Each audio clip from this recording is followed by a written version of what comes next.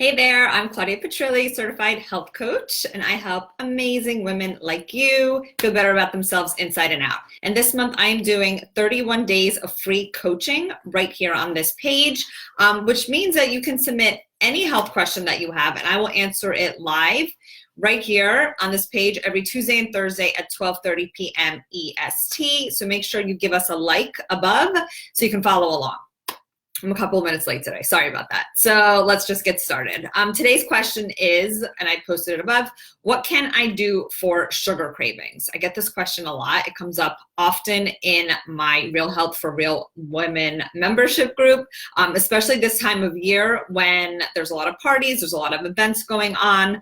The holidays, there's so much going on. And of course, all of these dinners and events are accompanied by sweets, whether that's cookies or cakes or whatever. I personally like to bake cookies this time of year, so I know what it's like to get those sugar cravings. So I'm going to give you some tips that I use to curb my own cravings, and of course, what I recommend to my Real Health for Real Women members. So first, I want you to ask yourself these questions. One is, when are you getting these cravings? Is it in the morning? Is it the afternoon? Is it in the evening? Is it after every single meal? Are they actual cravings, like you feel like you cannot get through the day without sweets? Or is it more of a habit? Because, specifically after your meals, a lot of people say that, they eat their meal and then they have a craving for something sweet. Is it a real craving? Really pay attention to your body. Or is it something that is a habit? Have you always had dessert after your meals and now you're trying to shift that and you're having a hard time with it? A lot of them are habits that we get so used to and we think that they're cravings. The other thing is, are you stressed out? Are you bored when you're reaching for sweets?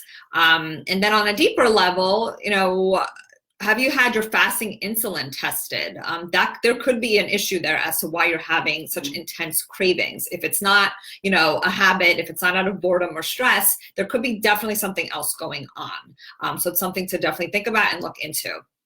And then, the more sugar that you eat, the more you're going to crave. So I've talked about this before. If you have a diet that's high in carbohydrates, if it's high in sugar regularly, it's going to be hard to curb those cravings. So what I say is to start really paying attention to how much sugar you're consuming on a daily basis. That means, the second you get up in the morning, what's the first thing that you're eating or drinking? Is it coffee? Are you putting 2-3 tablespoons of sugar in there? I don't know. Are you reaching for a muffin in the morning? That's going to kind of start your day that way. So really start to assess how my dog is making noises. Really start to assess how much sugar you're taking in on a daily basis. So yeah, like where can you cut back? So maybe, if it is in your coffee and maybe you have 2-3 tablespoons or whatever it is of sugar, maybe you can cut back by 1 and just slowly start to wean yourself off. And I say wean because it's almost an addiction, sugar. So that's something. Can you swap your white sugar for, I don't know, date sugar or maple sugar, which is a lot less sweet? It's still going to give you a little bit of sweetness, so it won't be such a shock from going from total sweetness to not. But it'll help you to just kind of, like I said, wean yourself off of that.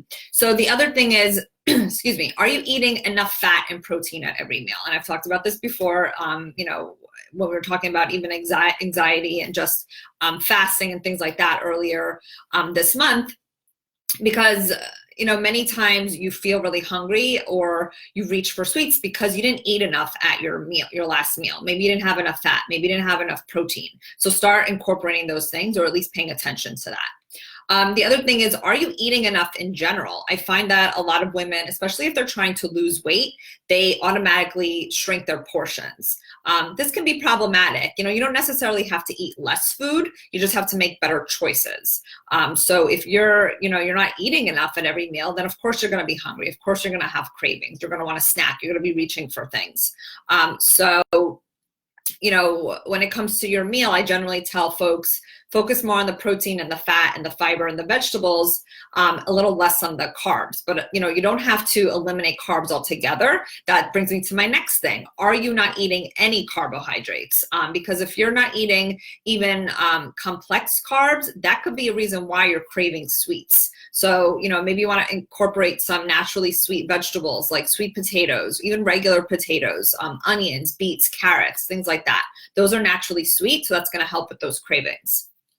The other thing is, and this is, you know, something that seems so obvious, but so many of us need to be reminded of, and myself included, is, are you hydrated? Are you drinking enough water throughout the day? I generally recommend that folks start their day by drinking a glass of room temperature water, filtered. Please do filtered water if you can. It doesn't really matter what kind of filter you have, but, you know, well, it kind of does, but we won't get into that. I recommend a Berkey filter. There's also one called AquaTrue, but if you have a Brita or Aqua Gear, I think is the other one, you know, it doesn't matter. Just, you know, try to use filtered water. So maybe you start your day with that before you even get caffeinated, before you drink your coffee or your matcha or whatever it is. Start with water, and then, you know, throughout the day, make sure you're drinking enough water. There's no rule about water, how much you have to do. I know, like, there's an old rule saying that you have to drink half of your body weight in ounces, blah blah blah. I'm more of the idea of, you know, drink when you're thirsty, but make sure you're drinking enough water, if that makes sense. You know, when you are thirsty, don't just reach for coffee or soda or iced tea. Reach for water. And then the other thing is, excuse me, you want to be incorporating more greens into your meals. This is a big one, and most people don't even think of this, but greens actually help to curb some of those sugar cravings. So, you know, whatever greens you like, whether it's lettuce or dark greens like kale, spinach, collard greens, things like that, try to get more of those into your meals. I generally recommend that people have, you know, at least one salad a day, and you can make your salads as robust as you want. You can add protein, you can add fat, but it's a good way to get some greens in there. And if you are not into salads, particularly in the cold months, you could even do smoothies. You could steam your greens. Really, there's no rule about it. Just get them in there however you like to. And then another thing is, and this is kind of a bigger, the bigger picture is getting more sleep. If you are sleep deprived, you're absolutely going to have cravings. It creates a hormone imbalance, and that, you know, definitely can cause those sugar cravings, as well as mood and, you know, low energy and all that. And then the last thing is, you know, don't deny yourself. If you have a sweet craving, you know, if you've eaten well and you've done all the things that I kind of just talked about, there's nothing wrong with indulging now and then. And that's something I teach all the women in my membership, Real Health for Real Women. I personally love sweets. I used to be a sugar addict, but I've gotten to the point where I can have sweets, but I'm not addicted to them. I don't absolutely need them to get through the day, but I allow myself to indulge, and that's what I tell my ladies to do, because you don't want to deprive yourself, because then the cravings are going to be even stronger. So if you do have a sweet craving, you know, there's nothing wrong with having some dark chocolate or some, you know, quality pudding. Maybe you have like a chocolate and peanut butter smoothie, maybe some granola. Banana ice cream is a fun one, because you can make that at home really easily with a blender and some frozen bananas, and whatever you'd like to add in there. And if you're baking this season, which I'm doing, just try to make some healthier swaps. Maybe you're swapping your white flour for like a gluten-free flour mix, or like a nut-based flour, like almond flour. If you're using sweeteners, you know, instead of white sugar, maybe you can use like a coconut sugar or date sugar or maple sugar, like I said earlier. Or you could just cut the amount of sugar in half. You don't really notice it. You know, I've taken a lot of recipes that I love, and I just tweak the ingredients a little bit. I cut back on the sugar, and they're still delicious. You know, they're not going to be as sweet, but you're still going to get, you're still going to satisfy that craving. So just try to make little tweaks here and there, so that you can still indulge. All right, so that's all I wanted to say for today. If you have any questions, post them below the video, and make sure you like and follow this page, because like I said, every Tuesday and Thursday throughout December, I'm answering all your health questions here at 12:30 p.m. EST. And if you're shy and you don't want to post here, you're more than welcome to send me a message or an email to let me know what your question is, and I will get it answered for you. All right, see you then.